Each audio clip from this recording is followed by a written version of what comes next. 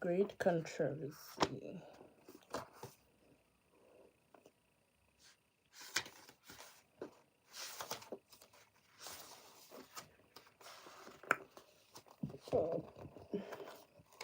The destruction of Jerusalem. Jerusalem. The days shall come upon thee that thine enemy shall cast a trench about thee, and compass thee round, and keep thee in one every side, and shall lay thee even with the ground, and thy children with thee, and they shall not leave in thee one stone upon another, because ye knewest not the time of thy visitation. From the crest of Olivet, Jesus looks upon Jerusalem. Fair and peaceful is the scene out before him. In the midst of gardens and vineyards and green slopes, studded with pilgrims' tents, rise the terraced hill, the stately palaces, the massive bulwarks of Israel's capital. The daughter of Zion seems in her pride to say, I sit a queen and I shall see no sorrow. As lovely now, the deeming herself as secure in heaven fever, and when ages before the royal minstrel sang, beautiful for situation, the joy of the whole earth is Mount Zion, the city of the king. Psalms 48 verses 2. In full view are magnificent buildings of the temples. The rays of the setting sun light up the snowy whiteness of its marble walls and the gleam from golden gates and tower and pinnacle. The perfection of its beauty it stands. The pride of the Jewish nation. What child of Israel could gaze upon the scene without a thrill of joy and admiration? Hi guys, how are you guys doing? Happy New Year.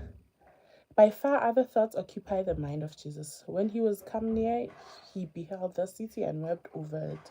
Luke 19 verse 14. Amid the universal rejoicing of the triumphal entry, while palm branches wave, while glad hosannas awake. How are you guys doing? Historical dating of the special chapter. Nearly 40 years after Christ predicted these events. Okay, no. How are you guys doing? How are you guys doing? I haven't been on the live stream for the longest time. And funny enough, I've been going on TikTok lives, but I haven't been coming here.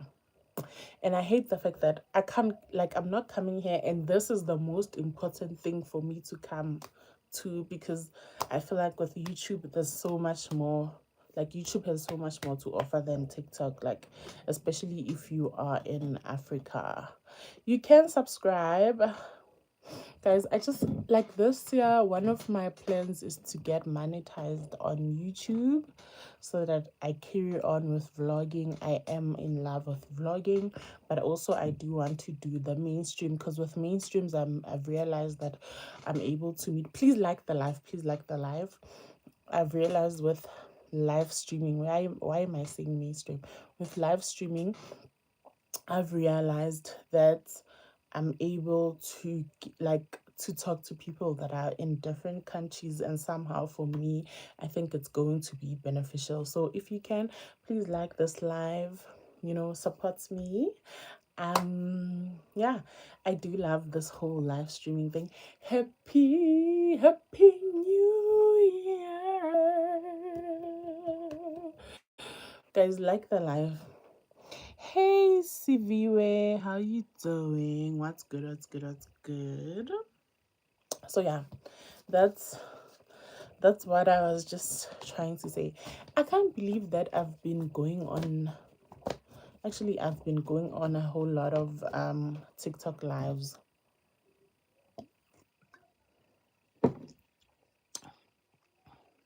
And let me tell you, I'm only going back to school.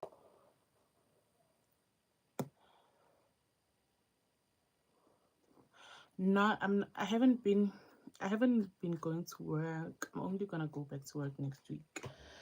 Hi, not MXD. What's good? What's good, guys? I don't know if you guys saw, but when I speed was an essay. I was so happy, Sham.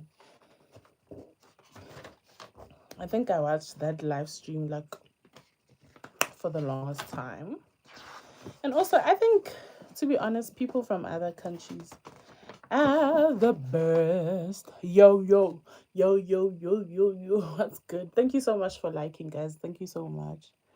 Let's like more.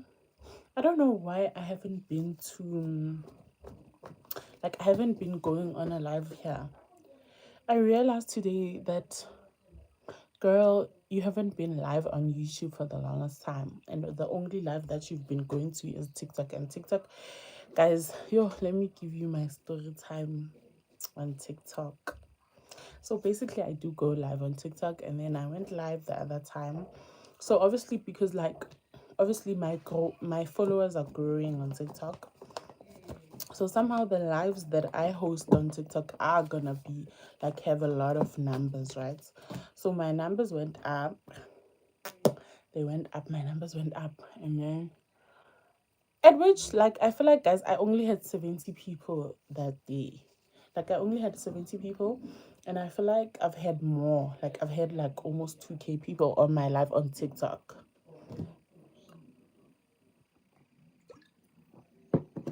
And then this girl came for me. Oh, she came for me.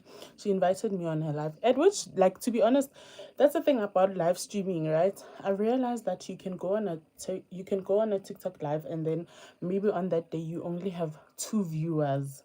So with her, she was consistently seeing those 2 viewers, and but because I didn't, hi James, how are you doing?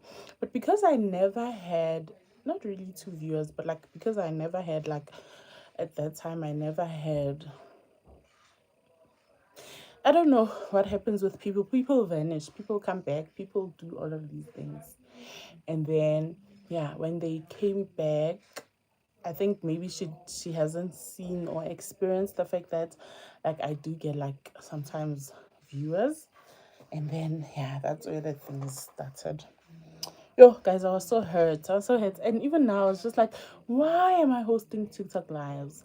But that's the thing with TikTok, you watch Big Brother. And I think I should, like, somehow I think I should push my lives, like, share the link to people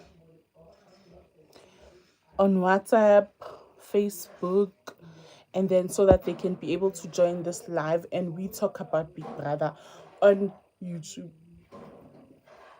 I think that would be the best one, because TikTok is just, no. TikTok is full of people that are weird. What do you guys think? But yeah, man. So I was just like, you know what? Let me just come here on a TikTok live and just check. I almost gave up on this because, hey, guys, why is it things that get you paid are just boring? Like, a lot better boring. You're just like, oh, this is work.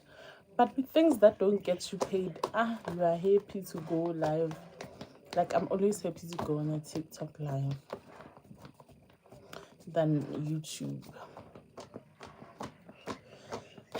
But I hope this set changes and surf and stuff. And guys, this year I was just planning, I'm really planning on making sure that my vocab is growing. Like, I want to start, I don't know, like reading. I want to start reading more. I want to start like doing things that will actually challenge my mind, because I've realized that I do get bored easily.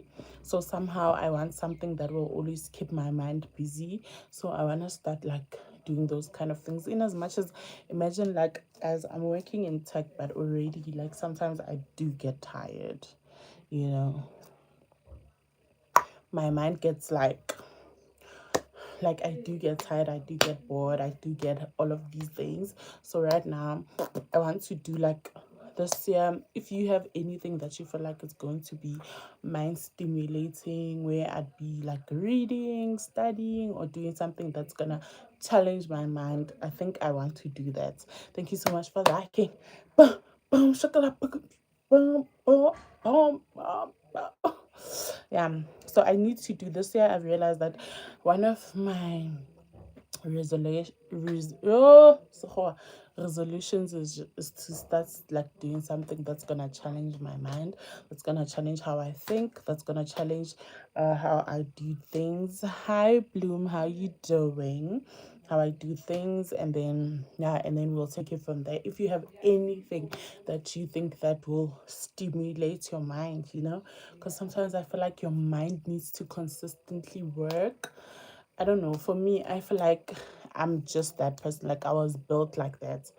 Like that my mind needs to consistent. The minute I just sit down and I rot and I don't do anything, I get bored. So I just want to stimulate my mind, like so that it's just, you know, full of new ideas, new things, and stuff. So what do you guys do to make sure that you become a better you, a better person, a better version of you? And yeah, this year I was just thinking that I need to also start getting a vlogging camera. I need to be in my vlogging era, you know? Like I need to start vlogging because I do watch a lot of vlogs, and especially traveling vlogs. I need this year, one of my plans, oh Lord Jesus, I want to start traveling the world, you know, traveling the world. At first, I think one of my dreams was to travel the world with my partner, like, make memories with my partner. But I've realized that somehow they don't like it like that. So I was just like, I'll do things. I need to travel the world alone. The echoes of the hills and thousands of voices declare him king. The world's redeemer is overwhelmed with a sudden and mysterious sorrow. My battery is low. He, the Son of God, the promised one of Israel, whose power has conquered death and called its captive from the grave, is in tears, not of ordinary grief, but of intense, irrepressible agony. His tears were not for him, though he well knew whither his feet were tending. Before him lay Gethsemane. Not far distant was the place of crucifixion. Upon the path which he was soon to tread must fall the horror of great darkness, and as he should make his soul an offering for sin. Yet it was not a contemplation of these scenes that cast the shadow upon him in this hour of gladness, nor forebodings of his own superhuman anguish clouded that unselfish spirit. He wept for the doomed thousands of Jerusalem because of the blindness and impenitence of those who he came to bless and save. The history of 1,000 years of privilege and blessings granted to the Jewish people was unfolded to the eye of Jesus. The Lord had made Zion his holy habitation. The prophets had unsealed their rolls and uttered their warnings. Their priests had waved their censers and daily offered the blood of slain lambs, pointing forward to the Lamb of God. There had Jehovah dwelt in a visible glory in the Shekinah above the mercy seat. There rested the base of the mystic ladder connecting earth with heaven.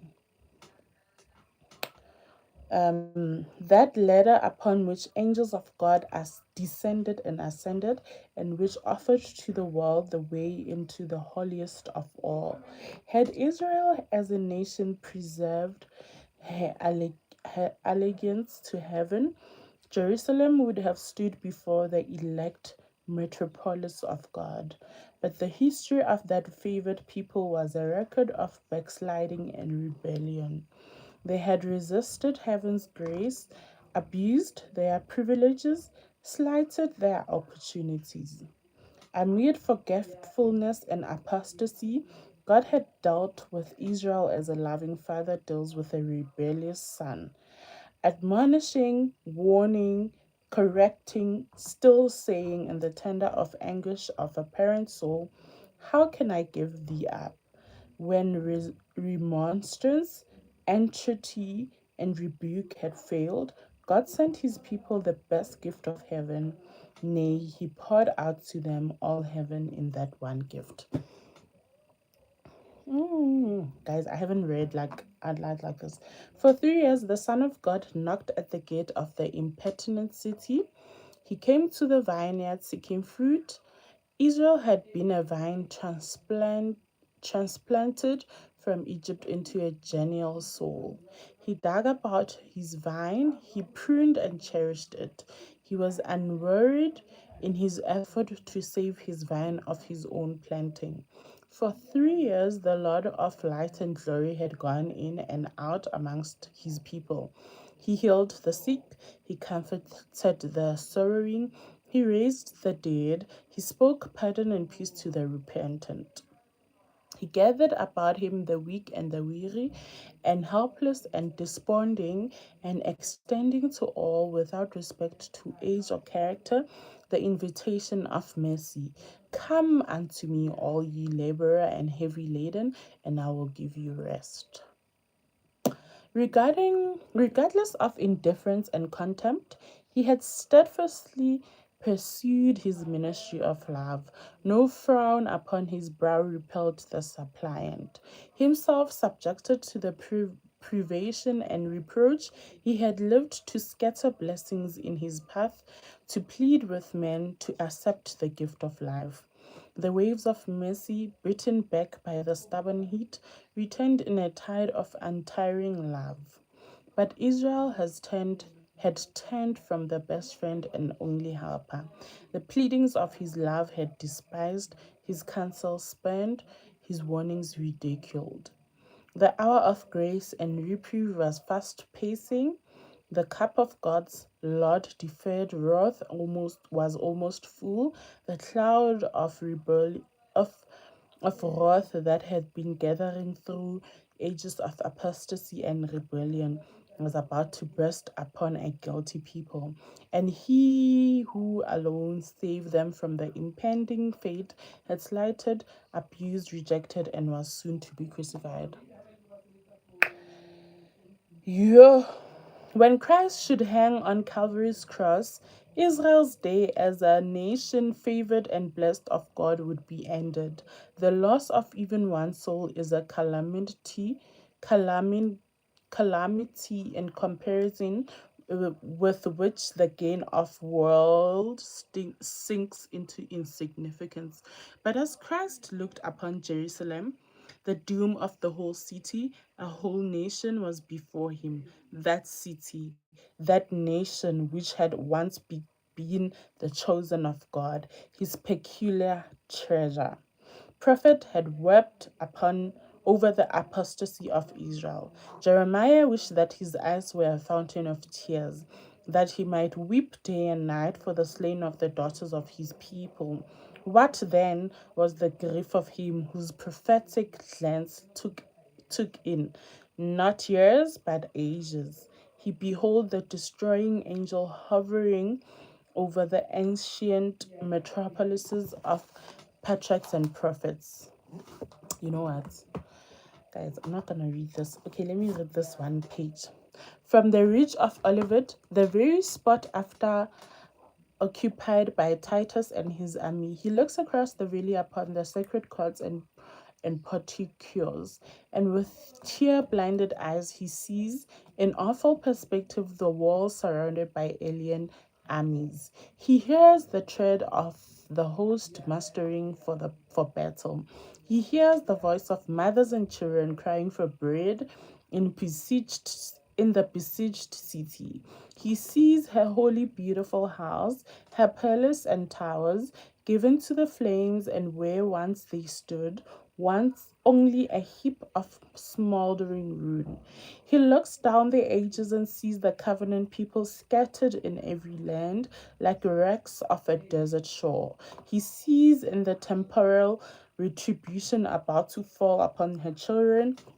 But the first daughter drought from the cup of wrath, which at the final judgment she must drain to its dregs. Divine pity, yearning love finds utterance in the mournful words, O Jerusalem, Jerusalem, thou that killest the prophets and stonest them which are sent unto thee, how often would I gather thy children together, even as a hen gathered her children under her wings, and ye would not.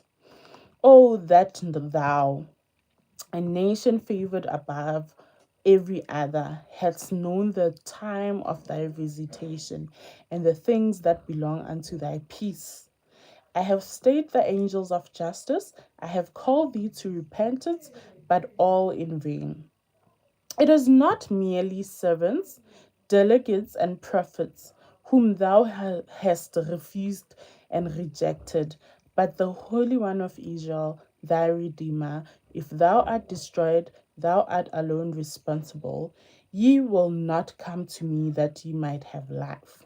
Christ saw in Jerusalem Christ saw in Jerusalem a symbol of world hardened in unbelief and rebellion, and rushing on to meet the retributive judgment of God, the woes of a fallen race, pressing upon the record of sin traced in human misery, in tears and blood. His heart was moved with infinite pity for the afflicted and suffering ones of earth. He yearned to relieve all, but he knew that even his hand might not turn back the incoming tide of human war. Few would seek their only source of help. He was willing to suffer and to die to bring salvation within their reach, but few would come to him that they might have life. The majesty of heaven in tears, the Son of the infinite God, troubled in spirit, bowed down with anguish. The scene filled all heaven with wonder. The scene reveals to us the exceeding sinfulness of sin. It shows how hard a task it is, even to infinite power, to save the girls from the consequences of transgressing the law of God. Guys, I'm not gonna read any further, but I feel like, yeah, I need to start reading more. I think I've realized that I haven't been reading.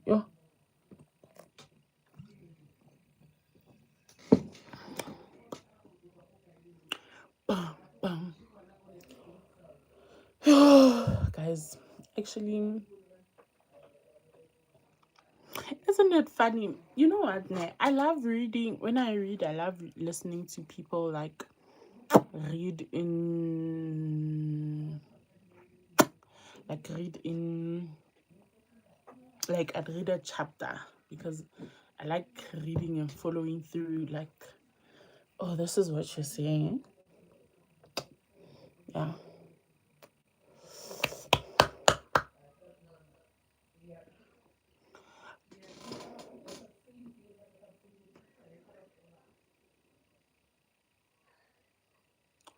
Guys, I think tomorrow I'll go live earlier in the day because I know earlier in the day a lot of people are around. But actually, I do miss a lot of people here on this live. Yo, I won't lie. I miss a lot of people. A lot of people. So, guys, I'll see you guys. Top man, guys.